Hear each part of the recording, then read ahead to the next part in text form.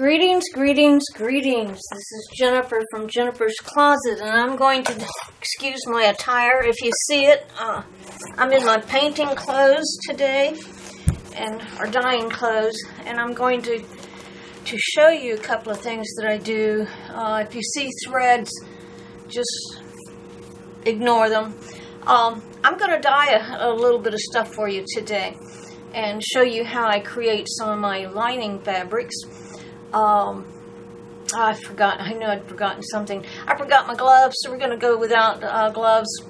What I have here is what I call a dye board. It's a piece of cardboard with some really heavy-duty plastic on it, and I've taped it. This board is I've used this since, probably 2004. So it's really held up well. There's actually a couple of layers of cardboard. What's on here is some brown from some fabric I'm dyeing brown, I'm going to use it for camo. So anyway, I know that at some point I'm going to make a camo tote, and I'm going to want a water bag on the side. So this is dye actually that I put on here yesterday to dry for another technique I'm going to show you in a minute. But this is a piece of elastic. I'm just going to run it through this dye that didn't dry. I'm going to set it over here, and this right here I'm just going to go ahead and soak up some of this dye and maybe wad it up so I can get some color on it.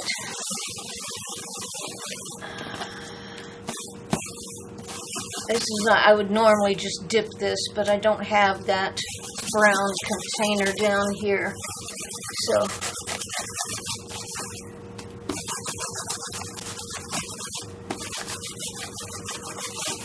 just going to use this up since it didn't dry out.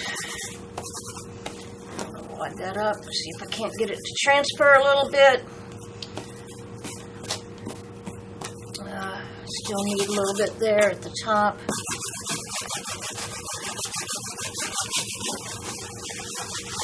Okay. That's gonna work for what I want. Well, maybe in a minute. That's gonna work. Okay. I'm going to put a border on that so it doesn't really matter. I'm wearing my dad's old lab coat, which I've got used to dye in for as long as I've been hand dyeing stuff. Going to move that out of the way, and what I'm going to do is show you this.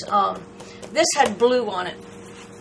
In fact, it had a piece of blue satin, or satiny type, rayon type fabric.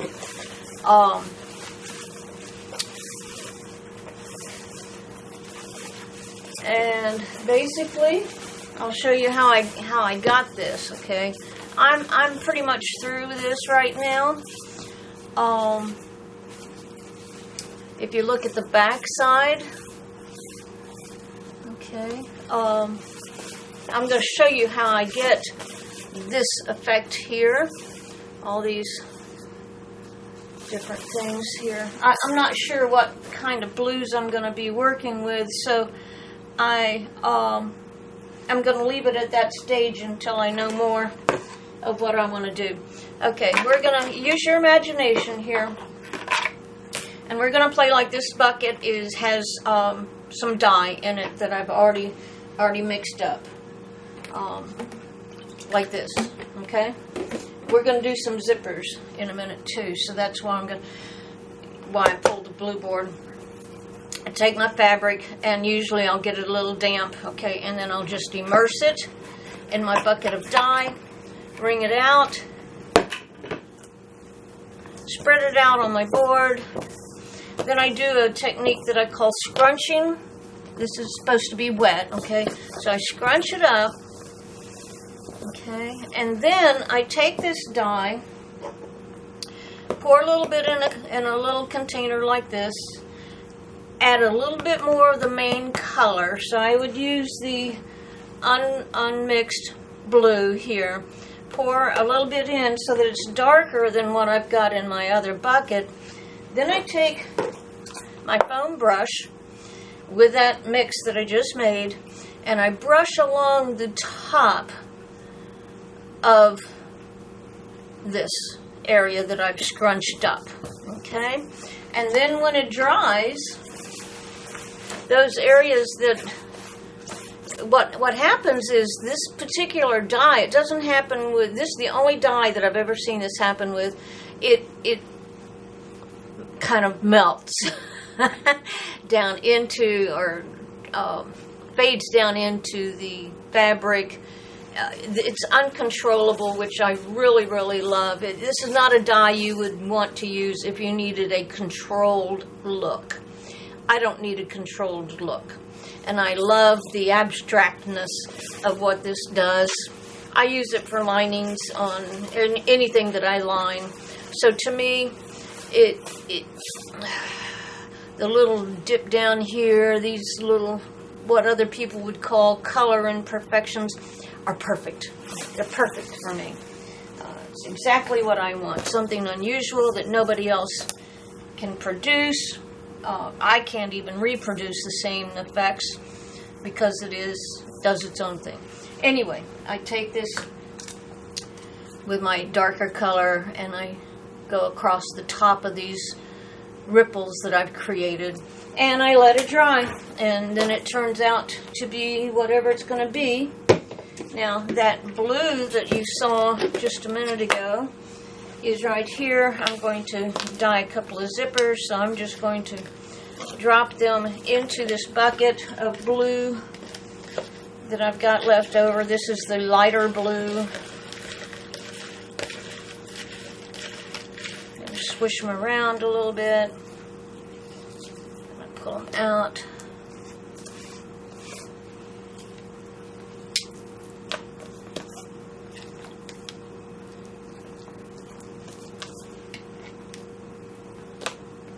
I do try to do my zippers at this. This is a different type fabric, and the dye does different things based on the kind of fabric that I'm using. Okay, so that takes care of it. Ah! And that's how we get a mess. So we're going to take that blue fabric. I love that when that happens.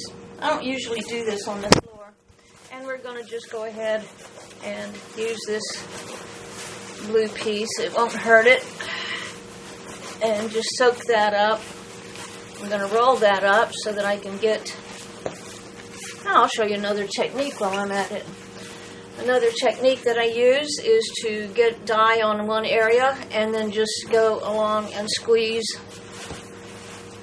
into other areas. And I'm going to actually, I've got some pieces that I've done that to in the past, and I will show you. That's my camera board that I just sprayed that paint out all on.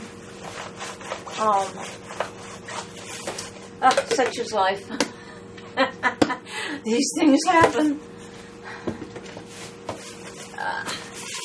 Not usually on film, but I don't usually do this on film. Okay, so let me move my zippers over, and I will put this fabric on this board and come back to it after I get done here. But let's move on to the browns, okay? After I do clean up on aisle 14. Liquid spill. Clean up, clean up. Okay, cleanup crews come. They fixed my mess.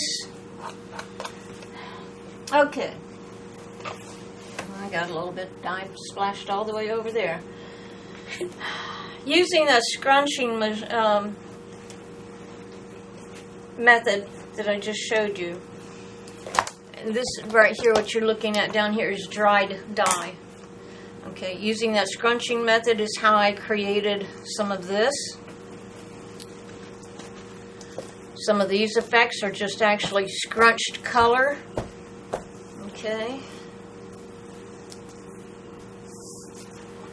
And this is one of my favorite ones. I haven't found anything that I want to, it's got my handprints all over it too.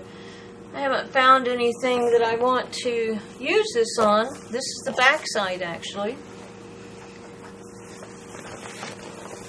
But I'm going to show you now how I get this kind of an effect. Okay. I'm going to show you that real quick. And clean up on aisle 14 again. Stand by. Okay. I dyed this yesterday. This is about 2.5 yards of a Jacqueline Smith sheet. Okay, because I do repurpose. And if you'll look here, of course it's a light brown right now because I'm probably going to blend in some greens. This right here, I have already created from what I've set up to show you today. What I do at this point, okay, it was originally when I got through dyeing it, scrunching it, it looked like this. And if you'll notice, it's not near as colorful. And I did the same scrunch and the same paintbrush over with a paintbrush. Depending on fabric, depends on what your results look like, okay? So this is what it looked like when it got through with the first dye, okay? And I'm happy with that because we've just begun, okay? So I'm starting at this end here, and I actually poured paint intentionally on this and then set it in front of a fan and let it dry. Because what I'm going to do now is I'm going to just take and ball up a fair amount of fabric here, and I'm just going to actually start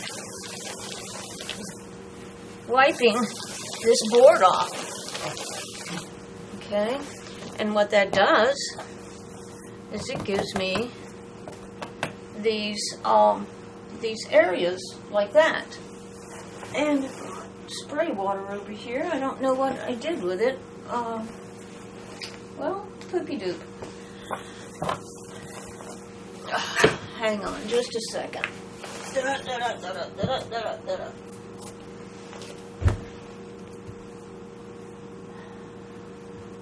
Who knows? Who knows what I did with that water?